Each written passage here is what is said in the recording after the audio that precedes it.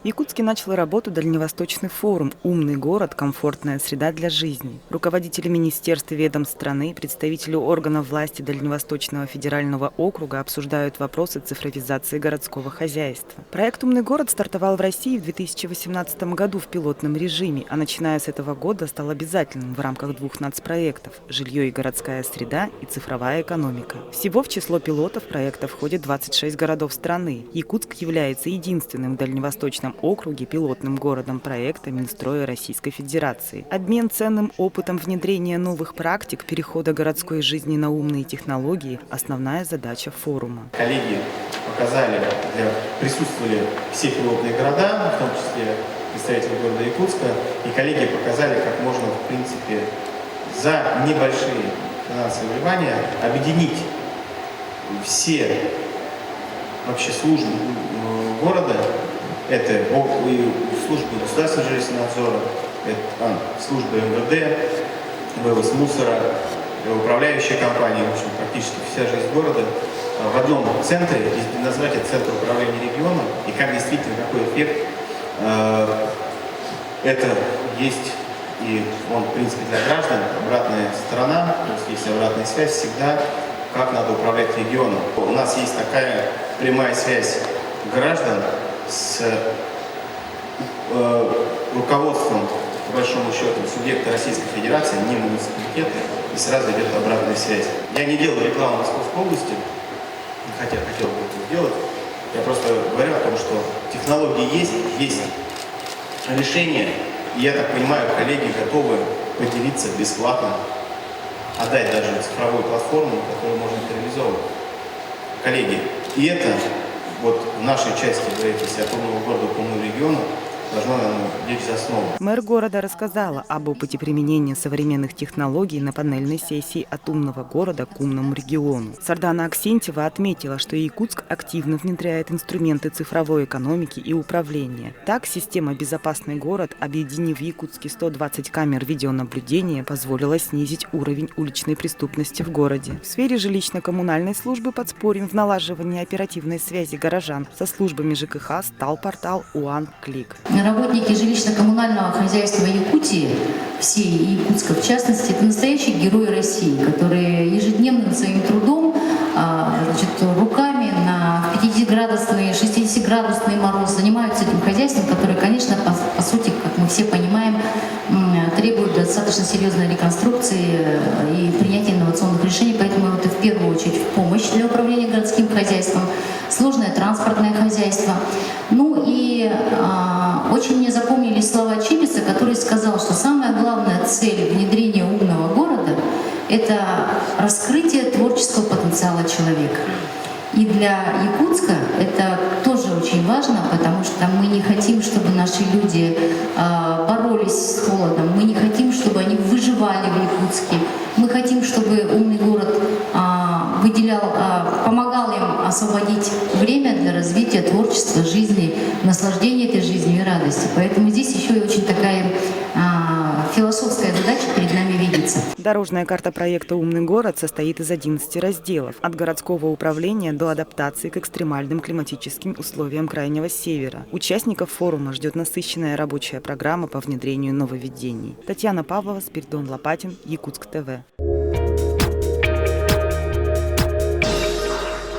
На планерке по вопросам ЖКХ в окружной администрации, ресурсоснабжающей организации, управления округов и пригородов отчитались о текущей работе. На сегодняшний день все предприятия города работают в штатном режиме. Санитарное состояние города удовлетворительное. Автодорожный округ затронул вопрос плановых отключений электричества, которые длятся около 6 часов и затрагивают частный сектор, у которого в основном газовое отопление, а резерва хватает только часа на 3. На вопрос ответили представители центральных электрических сетей. У нас на сегодняшний день выполняется работы по графику капитального ремонта воздушной линии 6 киловольт, линия СТМ с Южной, это у нас Покровский тракт, 6, 7, 8 километр, левая сторона. Эти отключения мы делаем 3 раза в неделю, понедельник, среда и пятница, с 10 до 2. Еще у нас осталось 4 отключения, и заканчиваем мы 4 декабря. 4 декабря, да? Да.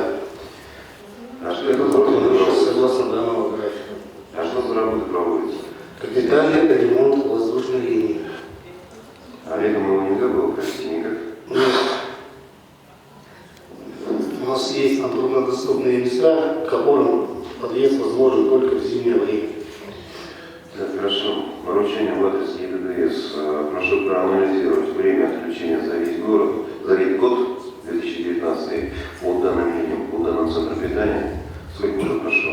По линии единой дежурно-диспетчерской службы за минувшую неделю поступило 274 заявки, из которых было выполнено 148. Это на 10% выше, чем за прошлую неделю. В основном управляющие компании в короткие сроки отрабатывают выполнение заявок от жителей, но среди них есть и те, кто этот показатель ухудшает. По итогам планерки, как вы слышите, количество заявок у нас все-таки наблюдается снижение обращения в единую диспетчерскую службу.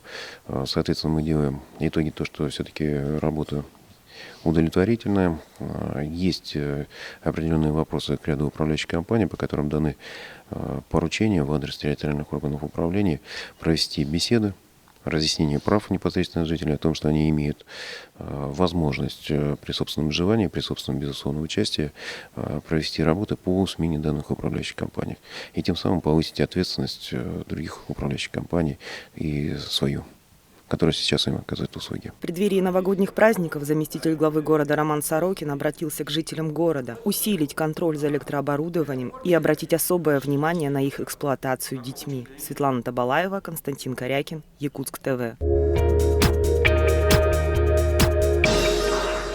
В Большом зале окружной администрации состоялось заседание 11-й сессии Якутской городской думы, в рамках которой депутаты рассмотрели 22 вопроса. Среди них важнейший – о принятии в первом чтении бюджета Якутска на 2020 год и плановые показатели на 2021-2022 годы. Так, общий объем бюджета на 2020 год составит 8 миллиардов 163 миллиона рублей. Прогнозируемый дефицит будет порядка 408 миллионов рублей, что составляет 5% и соответствует нормативам бюджетного кодекса Российской Федерации. По итогам рассмотрения главный финансовый документ столицы был принят в первом чтении. Кроме того, были рассмотрены вопросы о внесении изменений в устав городского округа город Якутск, а также вопросы, касающиеся градостроительных и земельных отношений, о присуждении почетных знаков отличия за вклад в развитие экономики и социальной сферы столицы республики и другие. Напомним, что в первом чтении утверждается концепция бюджета, основные направления бюджетной и налоговой политики и основные параметры бюджета. Более детально проект будет рассматриваться уже во втором чтении с учетом всех замечаний и предложений депутатского корпуса, а также проработкой по каждой из муниципальных программ.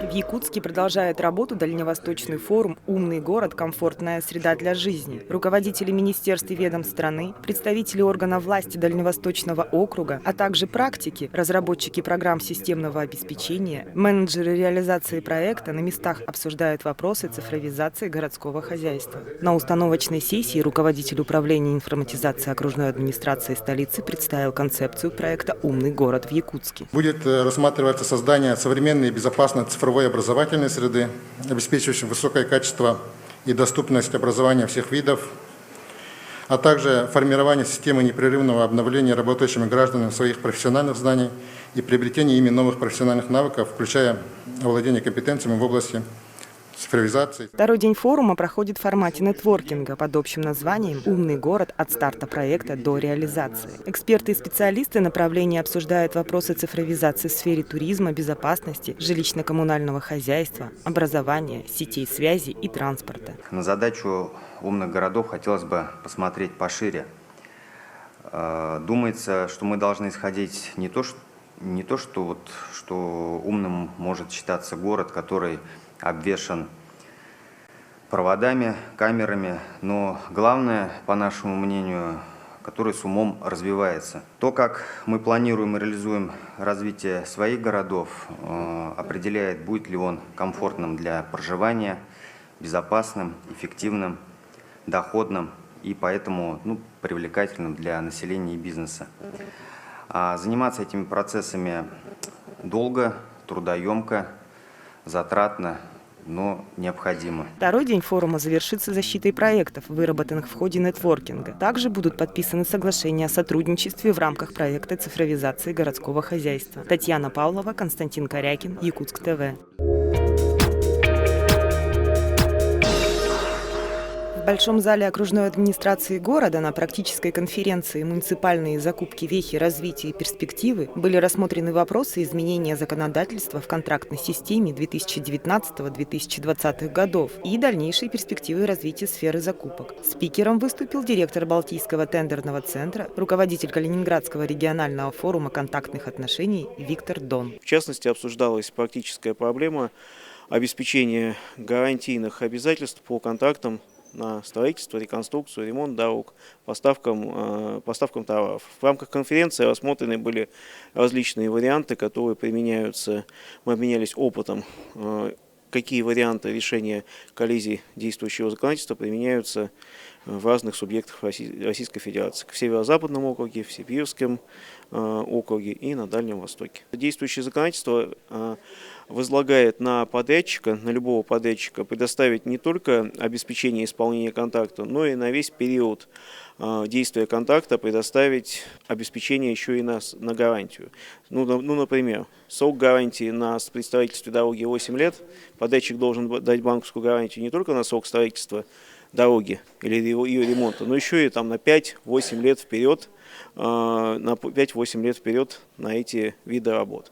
Соответственно, это влечет дополнительные издержки для подрядчика и срывает исполнение контрактов, в том числе по национальным проектам, госпрограммам. По словам эксперта, эту проблему можно решить путем установления объема обеспечения гарантий качества в проектах контракта. Также на секции «Практика реализации принципа профессионализма, требования контрактной службе и комиссиям по осуществлению закупок» выступила заместитель руководителя пилотного центра госзакупок Южного федерального университета Елена Гуцелюк. Она на конкретных примерах разобрала характерные нарушения, которые допускают заказчики при организации закупочного процесса. Кроме того, мы говорили о необходимости актуализирования правоустанавливающих документов, которые есть у заказчика, в соответствии с теми изменениями 44-го федерального закона, которые произошли в 2019 году и дальше произойдут в 2020 году.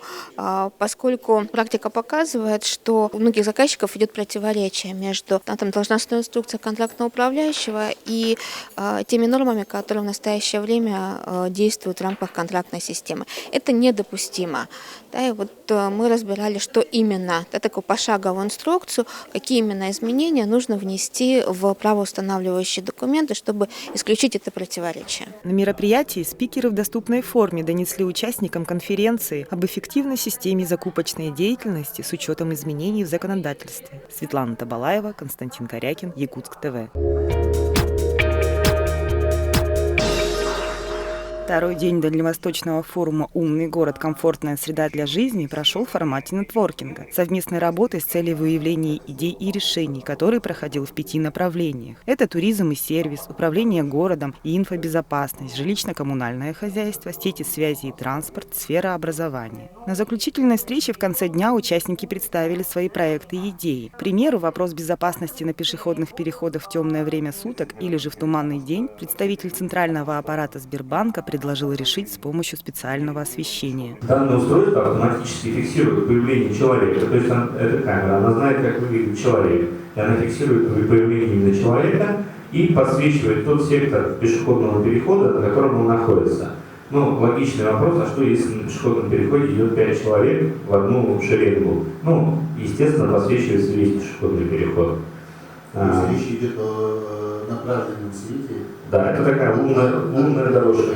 Другой пример результатов работы нетворкинга – это решение для привлечения туристов в город Якутск. По словам советника мэра по туризму, в среднем гость в Якутске пребывает 2 дня. Настолько хватает доступных программ для досуга. Цель – удержать гостя на 4 дня. Сессия «Цифровизация бизнеса в сфере туризма и сервиса» предлагает разработать специальный сайт, объединяющий весь массив информации для туристов. Нам нужен агрегатор, который бы объединил туроператоров как предпринимателей и также объединил информацию о республике, о городе и также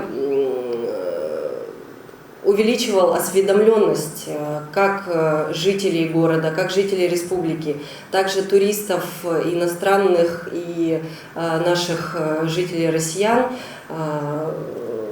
увеличил осведомленность именно о нашей республике, о нашем городе, о наших объектах, которые можно посетить в городе Якутске. Работа форума завершена, реализация проектов только начнется. Согласно программе, на это отведено 4 года, не считая оставшийся месяц этого года. Напомним, проект «Умный город» стартовал в России в 2018 году. В число 26 городов страны, ставшими пилотными площадками, попал в этом году и Якутск. Татьяна Павлова, Спиридон Лопатин, Якутск ТВ.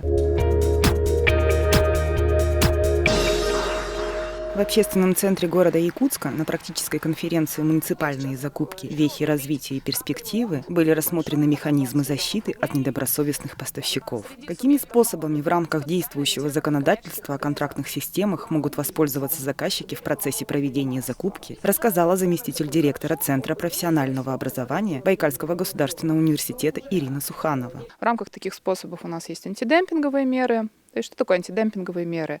В случае, если на закупке у нас серьезно снижена цена контракта больше, чем на 25%, то к участнику закупки предъявляются дополнительные требования. То есть заказчик в данной ситуации больше рискует, да, чем ниже снижена цена контракта, тем больше риски неисполнения данного контракта. Поэтому антидемпинговый механизм работает следующим образом. С участника закупки требуется повышенное обеспечение исполнения контракта, то есть гарантия исполнения контракта становится выше. Но какие есть проблемы, какие есть нюансы? Этот механизм работает не во всех закупках, работает только в закупках в форме конкурса, аукциона. У нас есть и другие закупки, которые применяются реже, но тем не менее это определенное упущение закона. Есть еще какая проблема? Что участники вместо обеспечения исполнения контракта могут предоставить, например, информацию о своей добросовестности. То есть информацию о том, что они ранее исполняли контракты, опыт определенный есть. Но тут другая проблема, что нет связи закупаемого объекта закупки с тем опытом, который представляет участник закупки. Основной вывод из этого доклада какой? То, что механизмы прописаны в законе достаточно слабо. И на самом деле госсектор, он очень серьезное влияние оказывает на экономику страны. Да, это большая сумма. В целом у нас закупки для госнужд, закупки для корпоративных нужд в сумме составляют до 30% ВВП страны. Поэтому развитие этой отрасли, развитие законодательства в сфере закупок, госзакупок, оно в целом благоприятно отражается на экономике нашей страны. И в данной ситуации, наверное, необходимо уже говорить о том, что настал тот период, прошло достаточно времени, что можно говорить о более тщательной проверке квалификации участников закупки. По словам эксперта в области закупок Ирины Сухановой, основной спектр развития системы закупок на ближайшие годы – это смещение фокуса на этап исполнения контракта. Так, помимо оформления и заключения контракта, необходимо его надлежащее исполнение и гарантия качества поставляемой продукции.